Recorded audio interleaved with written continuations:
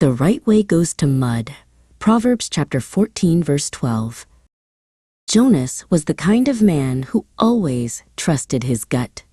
It had served him well, through business deals, bad relationships, and the twisted streets of Gray Harbor. So when the announcement of the storm came and the sirens blared warning of rising floodwaters, Jonas didn't run for the hills like the rest. He stayed.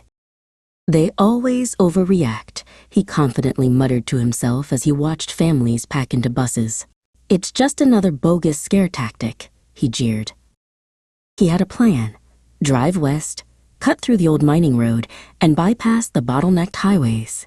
No one took that back road anymore, not since the landslide 3 years ago. But Jonas had a sturdy truck and confidence thicker than the mud he was about to find himself in. The clouds boiled overhead as he turned off the main road.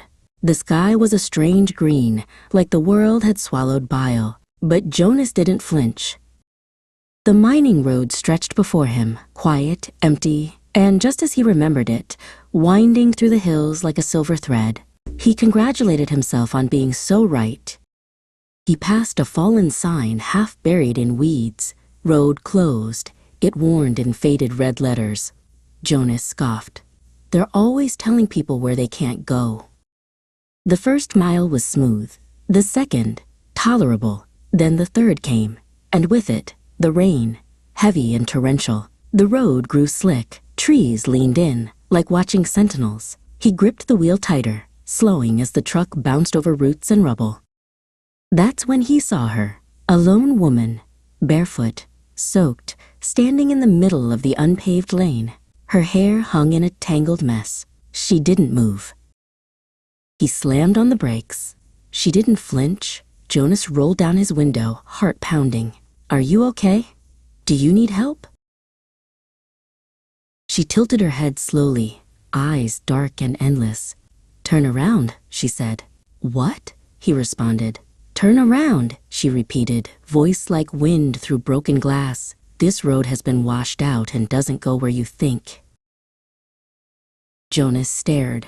Then, with an uneasy laugh, he shifted into low gear. I don't have time for this craziness, as he cavalierly drove around her.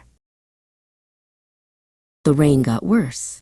The road narrowed to a single lane, then began to crumble at the edges. Still, Jonas pressed on. He had come too far to turn back. That was always his rule. Finish what you start. Then the road crumbled, revealing a gaping chasm yawning in front of him where the mountain had collapsed minutes before. There were no warning signs, no barriers, just soaked and slippery mud. Jonas slammed on his brakes. The truck skidded. It was too late. The road he had thought would be so right for him had given way, and his truck tipped over in an instant. In that frozen second, as the world flipped and the sky became the ground, a voice echoed in his mind, clearer than the rain, clearer than fear.